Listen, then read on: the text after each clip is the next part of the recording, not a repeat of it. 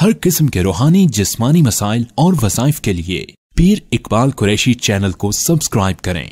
ونصلی علی رسولہ الکریم اما بعد فاعوذ باللہ من الشیطان الرجیم بسم اللہ الرحمن الرحیم۔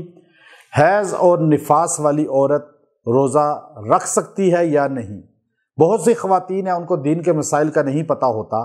کہ وہ حیض اور نفاس میں تلاوت قرآن بھی نہیں کر سکتی، وہ نماز بھی نہیں پڑھ سکتی، وہ روزہ بھی نہیں رکھ سکتی۔ لیکن نماز تو ان کو معاف ہے، اس کی قضا نہیں، لیکن روزے کی قضا ہے، اس لیے کہ عورتیں جو نفاس اور حیض کی حالت میں ہوتی ہیں، ماہانہ ان کو بیماری آتی ہے، ان دنوں میں نماز ان کو اللہ نے معاف کر دی اور روزے جو ہے قضا کریں گی۔ اب اگر ایک عورت کو نفاس ہے یا حیض ہے، نفاس کہتے ہیں جب بچہ پیدا ہوتا ہے اس کے بعد چلے کے اندر اندر جو دن ہوتے ہیں ناپاکی کے، اور حیض ہر مہینے چند دن اس کو آتا ہے، ان دنوں میں روزہ نہیں رکھے گی لیکن قضا کرے گی، اور قرآن پاک کی تلاوت نہیں کرے گی، پوری آیت نہیں پڑھے گی، توڑ کے پڑھ سکتی ہے۔ اور یاد رکھیں، ایک عورت نے روزے کی نیت کی اور صبح صادق کے بعد یا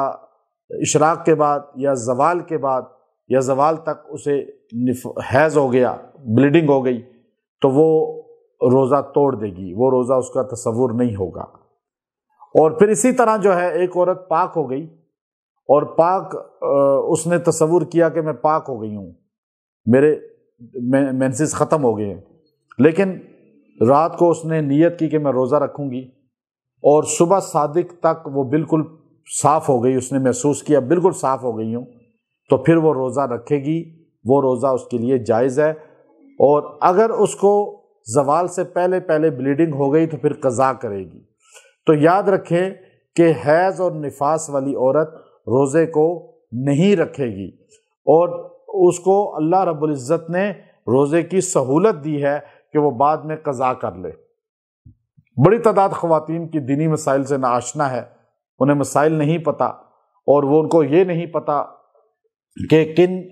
ایام میں روزے رکھنے ہیں، کن میں نہیں رکھنے، اور کن میں نماز پڑھنی ہے نہیں پڑھنی۔ تو دین کے مسائل کو سیکھیں، سمجھیں، جب سیکھ کر چلیں گے تو اللہ آپ کو فیض دے گا۔ وآخر دعوانا ان الحمد للہ رب العالمین۔